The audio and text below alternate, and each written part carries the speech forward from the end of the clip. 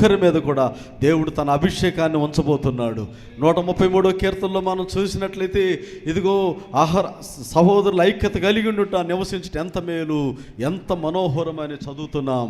అది ఎలా ఉందంటే, అహరోను తల మీద పోయబడి అహరోను గడ్డం మీదుగా కారి అతని అంగీల అంచు మట్టుకు దిగజారిన పరిమళ తైలం వలె ఉండను. ఒక అభిషేక తైలం.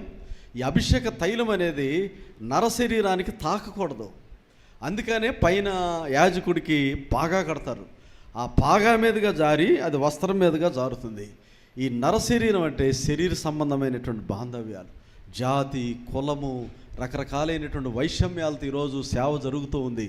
దేవుని బిడ్డలారా, సేవకులు దేవునికి ఆయన పరిచారకులని రాయబడింది. దేవుడు తనకు సేవకులను దూతలుగా నియమించాడని రాయబడింది. మనం క్రీస్తుకు అంబాసిడర్స్ అయి ఉన్నాం.